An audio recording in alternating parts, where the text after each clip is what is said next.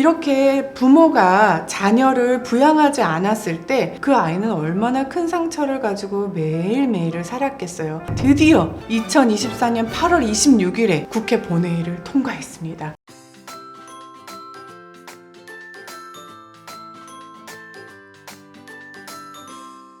안녕하세요. 법으로 위로하는 변호사 김승혜입니다. 일명 구하라법이라고 해서 많이 유명해진 법인데요. 구하라 씨를 생전에 부양하지 않은 부모가 나도 상속인이야 라고 하면서 상속재산 분할 청구를 한 것에 대해서 이거는 정말 부당하다라는 여론이 형성되어 있었어요. 구하라 씨의 경우를 비롯해서 천안함 사건이나 세월호 사건과 같이 각종 재난재해 이후에 자녀를 부양하지 않은 부모가 나도 상속인이다 라고 하면서 자녀의 재산에 대한 상속권을 주장하는 그러한 일들이 너무 많이 일어난 거예요. 이런 주장은 국민 정서상 납득을 할 수 없는 상속권이었던 거예요. 자녀를 부양하지 않은 부모에 대해서는 상속권을 상실해야 된다라는 법 개정안이 2021년부터 이제 국회에 계류 중이었는데 드디어 2024년 8월 26일에 국회 본회의를 통과했습니다. 기존에는 민법상 상속권을 상실하는 사유들은 그렇게 크지 않았어요. 상속인의 결격 사유라고 하는데 민법 1004조에 규정을 하고 있거든요. 첫 번째로 고의로 직계 존속, 부모나 또는 나보다 상속의 선순위에 있거나 동순위에 있는 사람을 살해했거나 살해하려고 했었던 사람. 그리고 두 번째로는 그 사람들을 상해했거나 상해하려고 했었던 사람. 그래서 세 번째는 사기 또는 강박으로 상속에 관해서 유언을 하게 했거나 철회하게 한 사람. 마지막으로 그 유언서를 위조하거나 변조, 파기하거나 은닉했던 사람만 상속 결격 사유에 해당했거든요.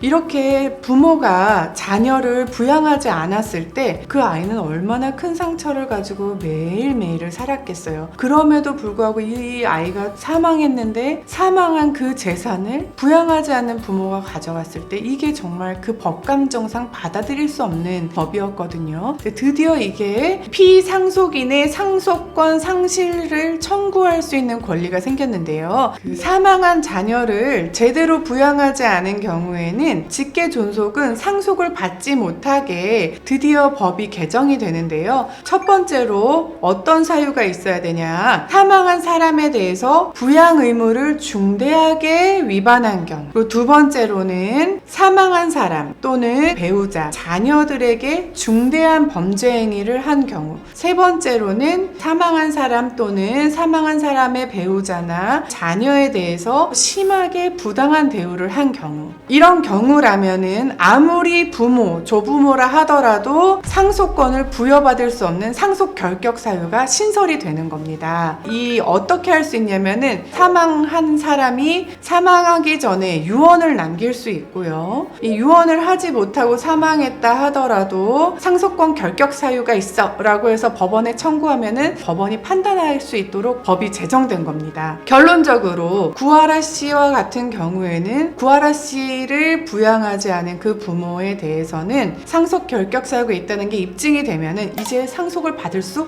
없게 된 겁니다. 그리고 이 사망한 사람에 대해서 범죄를 할 경우, 그 밖에 심히 부당한 대우를 한 경우에는 상속 결격 사유가 있는 것입니다. 이렇게 법을 개정한 법의 취지는 부양 의무를 성실하게 이행한 유족들을 보호하고 국민의 법 감정에 부합하는 상속이 이루어질 수 있도록 2026년 1월부터 이제 이 법은 시행이 되는 겁니다. 저는 이 법 개정을 통해서 바라는 거는 부양하지 않은 것에 대한 어떤 응징의 의미도 있지만 내가 부양 의무가 있다면 학대하지 않고 보호해야 될 의무가 있으면 보호할 수 있는 그런 사회를 법으로 보장했으면 좋겠다는 마음이 듭니다.